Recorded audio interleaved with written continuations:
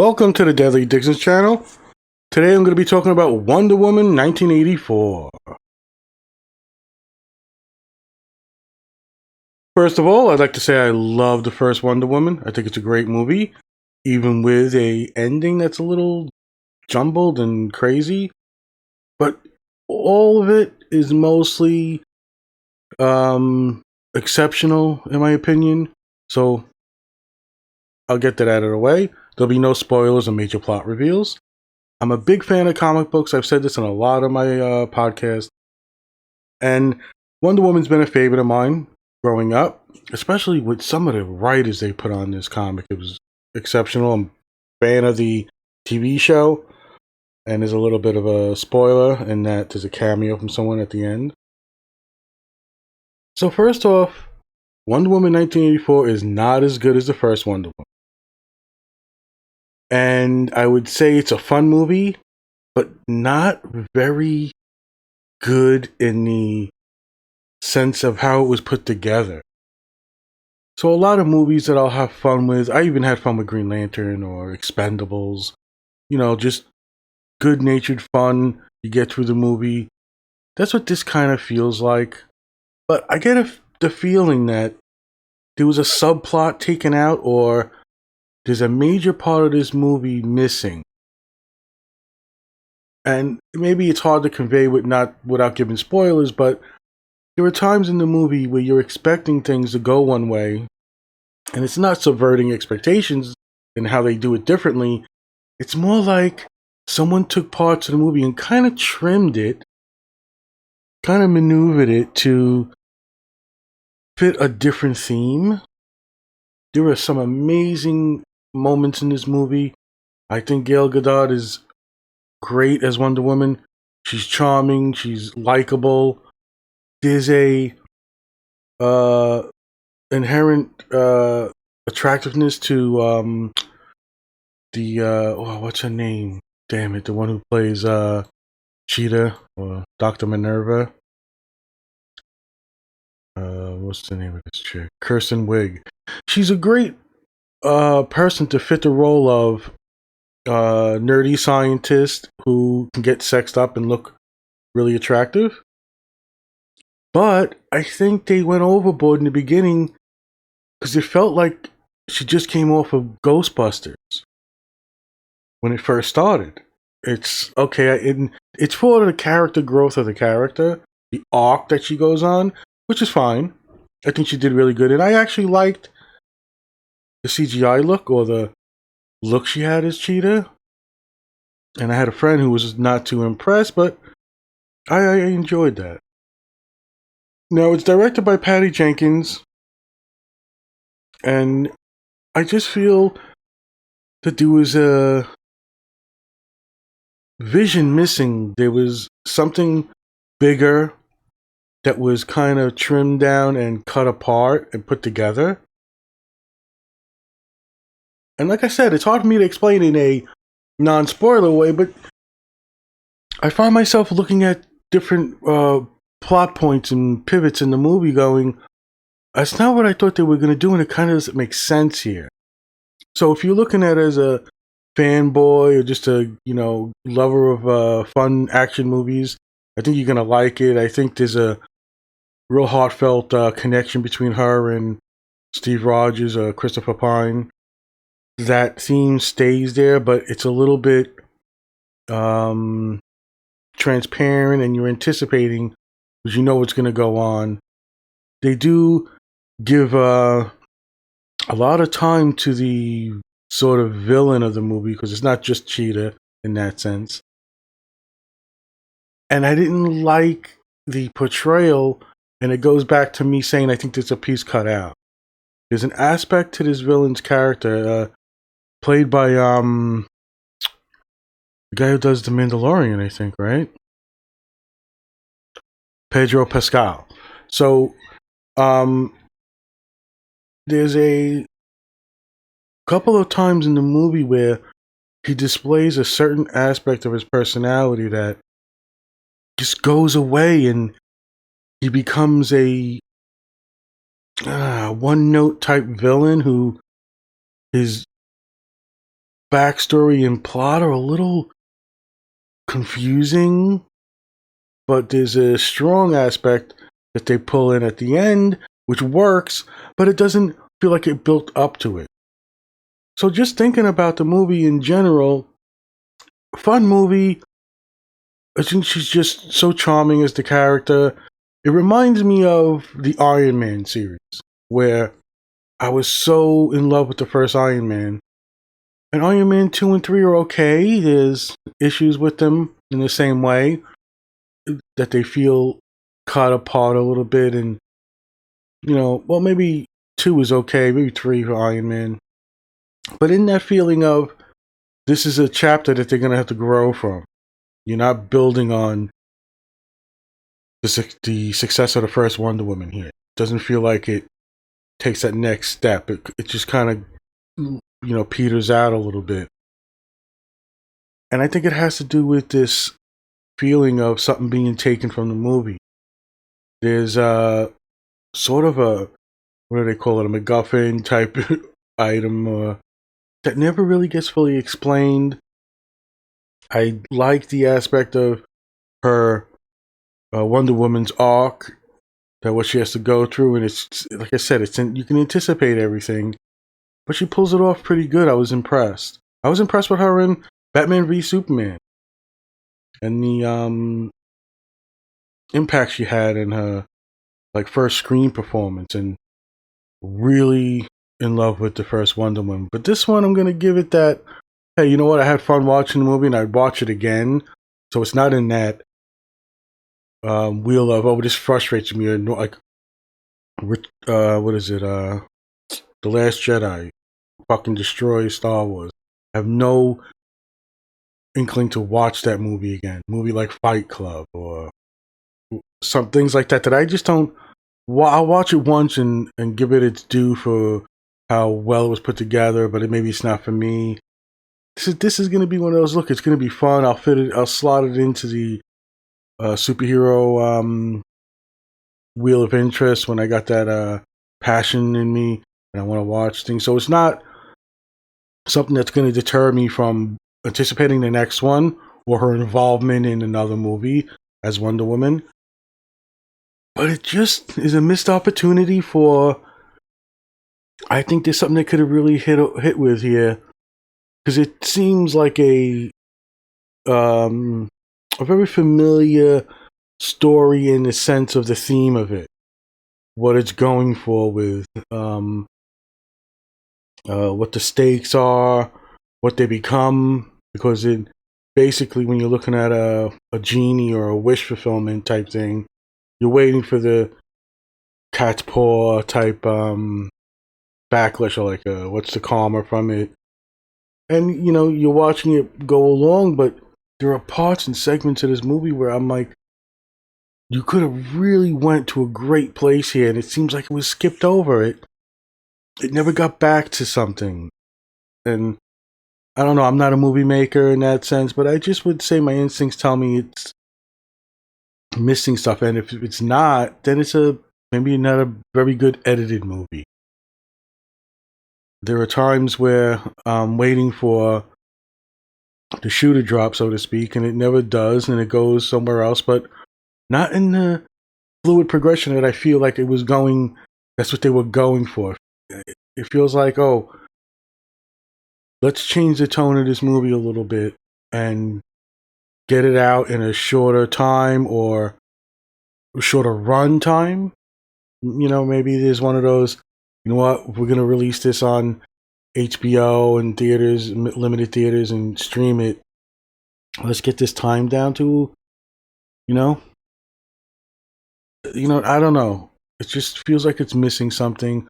I've only watched it once, but there's just a feeling like you're not full, like you're missing out on something that was there, that was like underneath things. I like the outfit, the special effects are good. There's touching moments, and there's a moment or two where I actually got hair stood up and there was some goosebumps here. There are moments in this movie that are great. It just doesn't come together as a great whole. Like, and it doesn't wrap itself up nice and flow into each segment and feel like you're watching this progression. It feels like little chunks are taken out, and you're playing catch up, and you're trying to figure out what's the motivation in this situation. So, in that sense, that would be me, without spoilers and giving away the plot, to say I had fun with the movie. I wasn't disappointed. I don't feel cheated in a way. I don't feel like they ruined the character or um the standing of the first movie and how much I love it, and even recognizing the flaws. Like, DC's had major issues. I give Shazam a pass. Okay, Aquaman, same thing almost. It's tolerated. It's okay. It's fun and everything, but you get some real in-depth reviewers who look at things objectively. I think they're going to be able to pull this movie apart and show it for a lot of flaws. Now, like I said, that doesn't mean you're not going to be able to have fun with it. I'm gonna like Expendables or the kick I get out of watching the Green Lantern movie over and over, and recognizing it's not a very good movie. I'm gonna sort of put this in there. It doesn't well, maybe because of the track record of DC that they are, it makes me question it. Like, a movie like this going through the Marvel Cinematic Universe would just be a mild success and a stepping stone to something better. But I think DC's got to be careful, right? I'm not a fan of the Joker. I recognize that it was something that people loved and it did well, and I'm real happy for it. But I'm not putting that in my replay pile. I'm not gonna keep watching the movie. It's not that type of movie.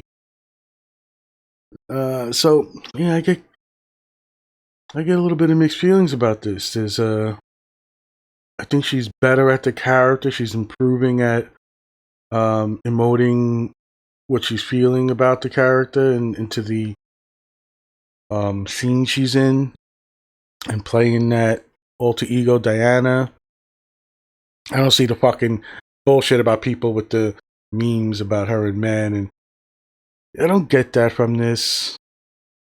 I don't get that politically correct or that social justice warrior slant on from this. Maybe that's my bias and I'm just letting it go by.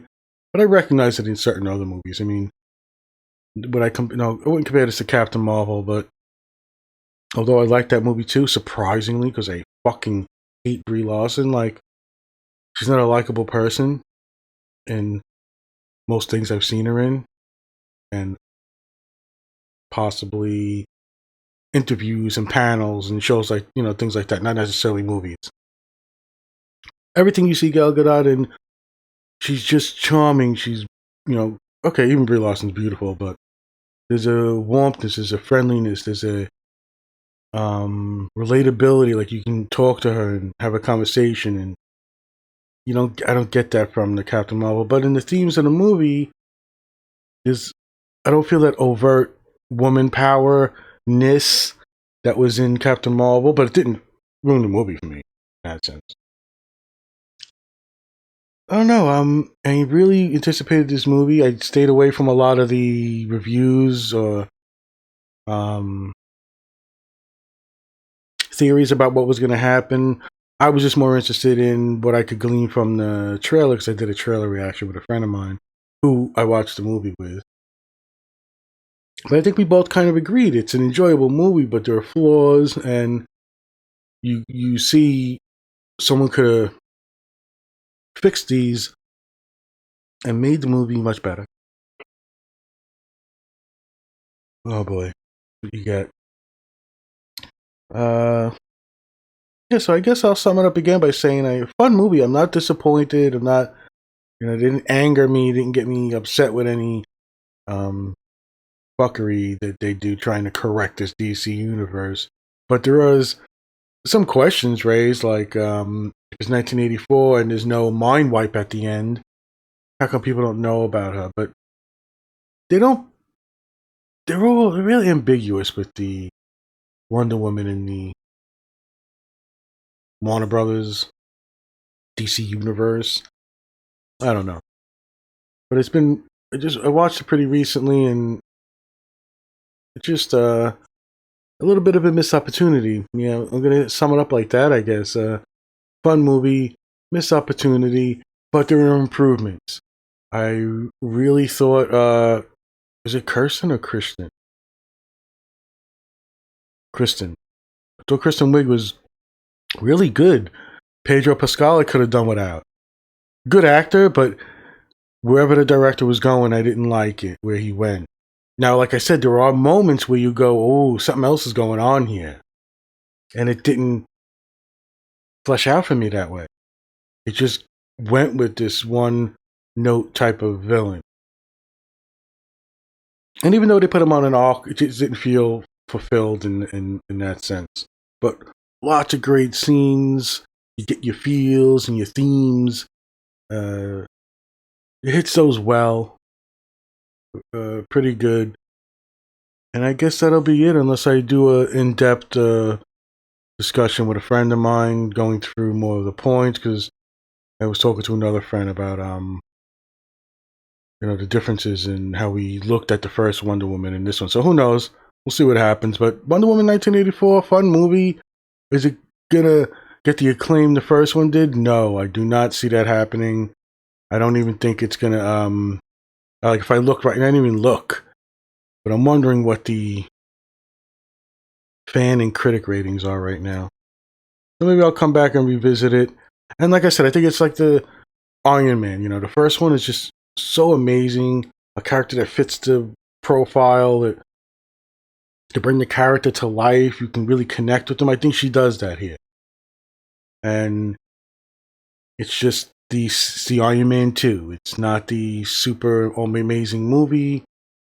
Is it serviceable and fun? Yes. So I recommend people to watch it, and we'll see how it does. I'll check out the reviews and such. Hope everybody's doing well. Have a happy New Year, holiday season. Hope it was good. Have fun. Try to make the best of what you can. Keep at it, everybody, and my best to you and yours.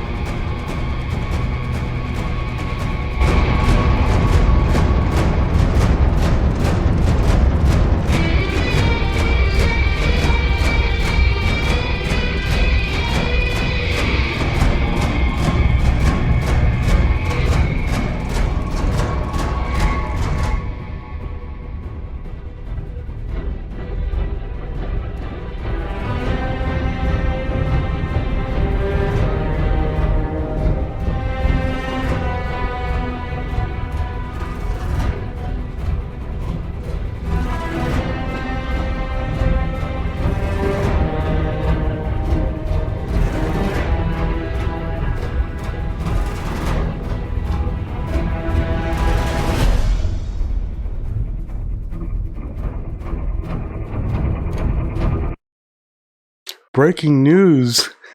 I was just ending the podcast to hit, I hit the song because I love this fucking song.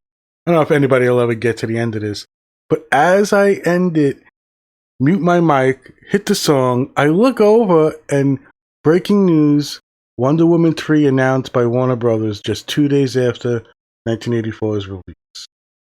I'm glad they're committing. She's great for the role. The movie's serviceable, fun, just not as good as the first one, and there's tons of flaws that people who analyze this and can get nitty gritty in. But breaking news, Wonder Woman 3 announced. Let's get back to my copyright infringement. Bye.